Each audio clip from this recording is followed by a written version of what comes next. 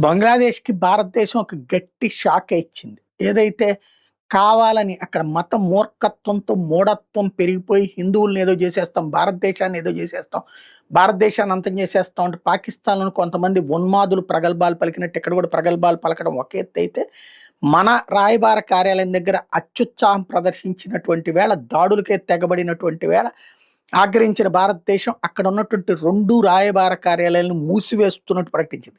రాజ్‌షాహి, కార్లా ఈ 2 ప్రాంతాలు. వాళ్ళ గోల ఏంటి?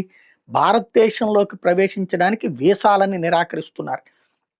ఆ లెక్కనైతే అమెరికాలోకి ప్రవేశించడానికి మన వాళ్ళకి బోలెడన్ని రిస్ట్రిక్షన్స్ పెడుతున్నారు, నిరాకరిస్తున్నారు. మరి భారతీయులందరూ ఎళ్లి అమెరికన్ రాయబార కార్యాలయాలు ఎదుట గొడవలు చేయట్లేదే, ధర్నాలు చేయట్లేదే, కోడిగుడ్లు ఎసరట్లేదే, రాళ్ళేయట్లేదే.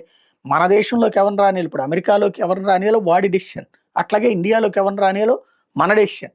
కానీ వాడు మాత్రం ఇష్టం వచ్చినట్టు వస్తారట. ఇక్కడికొచ్చినోళ్ళు పాస్‌పోర్టులు చించి అవతల పడేసి ఇక్కడ సెటిల్ అయిపోతారట. దాన్ని ఆ దేశ ప్రభుత్వం మాత్రం కంట్రోల్ చేయదట. బట్ అలాంటి దాన్ని కంట్రోల్ చేస్తే భారత్ ప్రభుత్వానికి వ్యతిరేకంగా రాయబార కార్యాలయాల దగ్గర దాడులు చేస్తారట. దాంతో విరక్తి చెందినటువంటి ప్రభుత్వం అక్కడ రాయబార కార్యాలయాలు మూసేసింది. ఇప్పుడు ఇక అక్రమ మార్గం తప్పించి సక్రమ మార్గంలో రావడానికి లేని పరిస్థితి అయింది.